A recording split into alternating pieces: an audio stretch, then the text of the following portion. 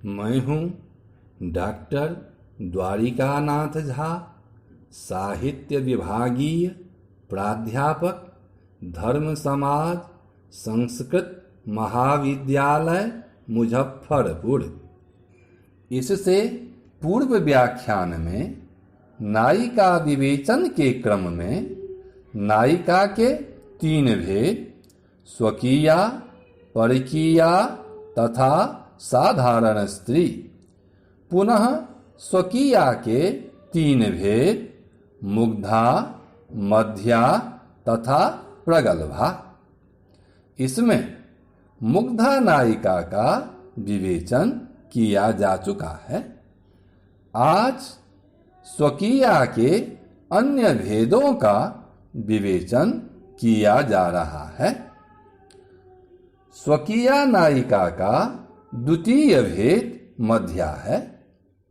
मध्या के संबंध में 10 रूपककार कहते हैं कि मध्योद्य यौवना नंगा मोहांत सुरतक्षमा, उद्यद्यौवना नंगा उद्यतौ अधिरूढ़ौ यौवनांगौ तारुण्य कामौ यस्या यस्यां वा तादृशी, मोहांत सुरतक्षमा मोहांतम अचेतनावस्थां यावत् सुरते रमणे क्षमाः समर्था मध्या भवति।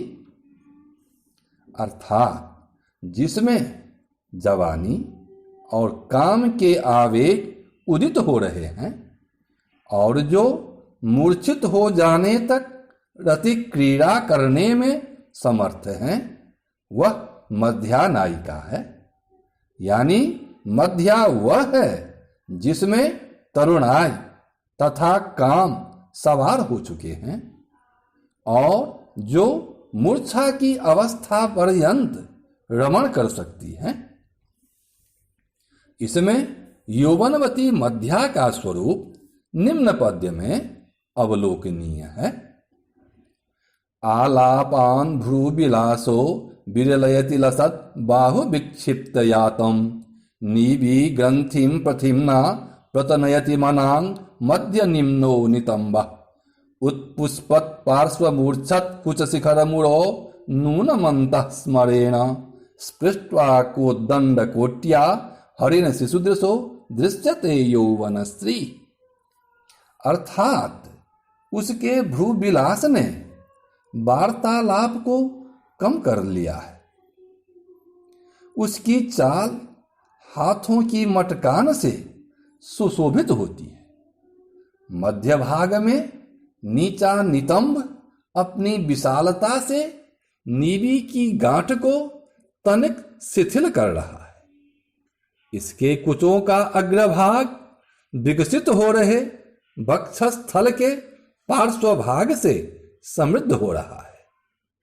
ऐसा प्रतीत होता है कि अवश्य ही अंतःकरण में पधारे हुए कामदेव ने अपने धनुष की कोर से मृग शावक नयनी की यौवन शोभा का स्पर्श कर दिया है। इससे यह स्पष्ट होता है कि नायिका यौवन की शोभा से संपन्न हो रही है तथा इसका सौंदर्य कामोद्दीपक है। दूसरी कामवती। कामवती अर्थात काम के आवेग से युक्त नायिका का स्वरूप 10 रूपककार द्वारा प्रस्तुत निम्न पद्य में अवलोकनीय है। स्मर नव नदी पूरेणोढ़ा पुनर्गुरु सेतुभिर यदपि विधतास्तिष्ठन्त्याराधपूर्ण मनोरथा, तदपि लिखित प्रख्यैरंगैः परस्पर मुन्मुखा नयन नलिनी नाला कृष्टम पिबंती रसम प्रिया। अर्थात कामरूपी नवीन नदी के प्रवाह में बहते हुए प्रेमीजन यद्यपि गुरुजन रूपी बांध के द्वारा अवरुद्ध है, अतः अपूर्ण मनोरथ होकर निकट में ही स्थित है तथा चित्र लिखित से अंगों के द्वारा एक दूसरे की ओर उन्मुख होकर नेत्र रूपी कमल नाल से खींचे गए रस को पी रहे हैं। यहां प्रेमियों की, विशेषतः प्रेमिका की काम भावना का वर्णन किया गया है, इसलिए कामवती नायिका परिलक्षित हो रही है। तीसरी, मोहांत सुरतक्षमा अर्थात मूर्छा की अवस्था पर्यंत रति क्रीड़ा में समर्थ नायिका का स्वरूप आचार्य धनंजय द्वारा प्रस्तुत निम्न पद्य में अवलोकनीय है। तावदेव रति समये महिलानां विभ्रमा विराजन्ते यावन्न कुवलय दल स्वच्छाभानि मुकुलयन्ति नयनानि।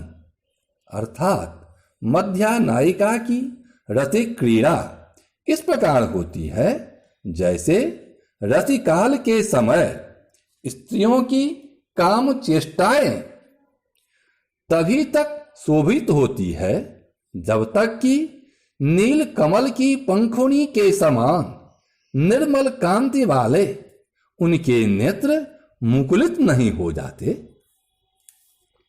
इस वर्णन के द्वारा नायिका की मूर्छावस्था तक रति क्रीड़ा की क्षमता प्रकट हो रही है। इस प्रकार मध्या नायिका यौवनवती, कामवती तथा मोहांत सुरतक्षमा हुआ करती हैं। कोप के समय मध्या नायिका के 3 रूप पाए जाते हैं, धीरा, अधीरा तथा धीरा धीरा। इसके संबंध में 10 रूपकार कहते हैं कि धीरा सोत्प्रास वक्रोक्त्या मध्या शास्त्रकृतागसम खेदयेत दयितम कोपा दधीरा परुखाक्षरम। अर्थात मध्या धीरा ताने से युक्त वक्रोक्ष के द्वारा, मध्या धीरा धीरा आंखों में आंसू भरकर ताने सहित वक्रोक्ष के द्वारा, तथा मध्या अधीरा क्रोध पूर्वक कठोर वचनों से अपराध करने वाले अर्थात अन्य नायिका के पास जाकर लौटे हुए प्रियतम का दिल दुखाती है। मध्या धीरा जो अपराध करने वाले प्रियतम को ताने के सहित वक्रोक्ष के द्वारा खिन्न करती है। इसका स्वरूप शिशुपाल वध के निम्न पद्य में अवलोकनीय है। न खलु वयममुष्य दान योग्याः पिबति च पाति च यासको रहस्त्वाम् ब्रज विटप ममोम ददस्व तस्यै भवतु यतः सदृशोश्चिराय योगः। यहाँ रसिक नायक समूची रात्रि को किसी अन्य कामिनी के पास व्यतीत कर सूर्य की प्रथम किरणों के साथ घर लौटा है। ज्येष्ठा नायिका नाराज न हो, अतः वह उसे प्रसाधनार्थ एक सुकोमल पल्लव युक्त टहनी देता है। उसकी इस चातुरी पर वह कहती है, निश्चय ही हम इस दान के पात्र नहीं हैं जो वह एकांत में तुम्हारा पान करती तथा रक्षा करती है। जाओ इस टहनी को उसी को दे दो जिससे इन दोनों समान वस्तुओं का चिरकाल के लिए संयोग हो जाए। यहां विटप शब्द का प्रयोग किया गया है। विटप शब्द का 2 अर्थ होते हैं, एक टहनी डाली तथा 2 बिट अर्थात कामुक या उपपति का पान या रक्षा करने वाली। इस प्रकार मध्या धीरा का स्वरूप स्पष्ट है।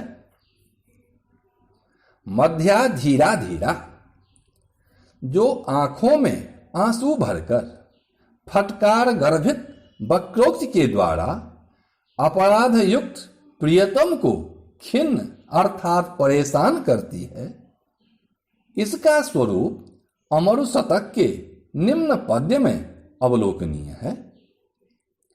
बाले नाथ विमुंच मानिनि रुखम रोषान्मया किंकृतम खेदोस्मासु न मे पराध्यति भवान् सर्वे पराधामयी तत्किं रोदसी गद्गदेन वचसा कस्याग्रतो रुद्यते नन्वे तन्मम का तवास्मि दयिता नास्मित्यतो रुद्यते।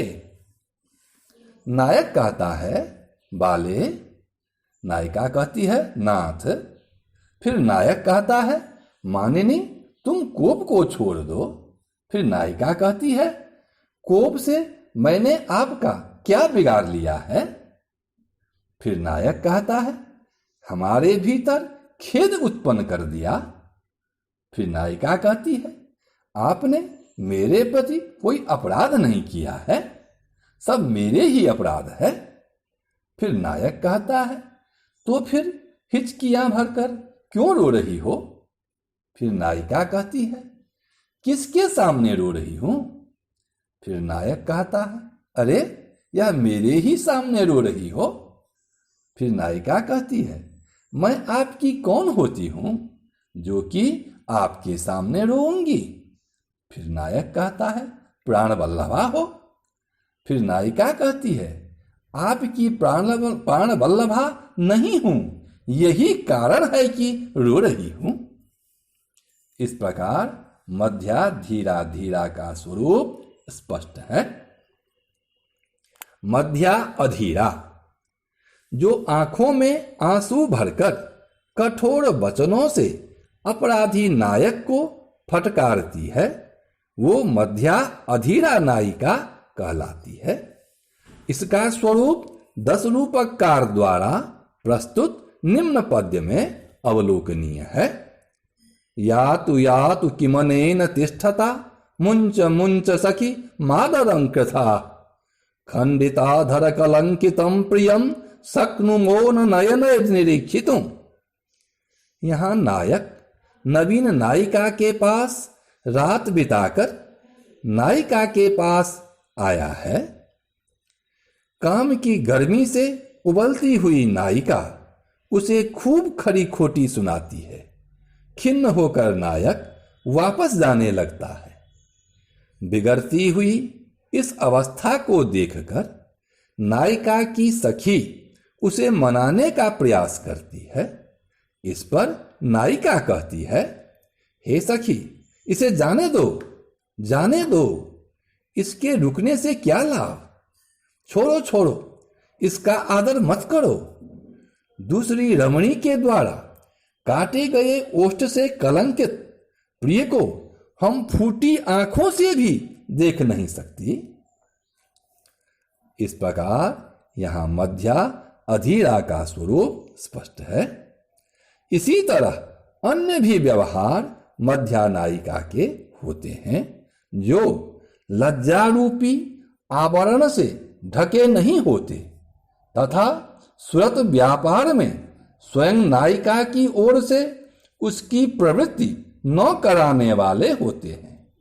अर्थात काम के आवेग से मतवाली होती हुई भी नायिका अपनी ओर से संभोगार्थ चेष्टा न करके चाहती है कि नायक स्वयं पहले हठात काम व्यापार प्रारंभ करे, आदि आदि। इस प्रकार स्वकीया नायिका के द्वितीय भेद मध्या के 3 भेद होते हैं, धीरा, अधीरा तथा धीरा धीरा, जिसका स्वरूप विवेचन किया गया है।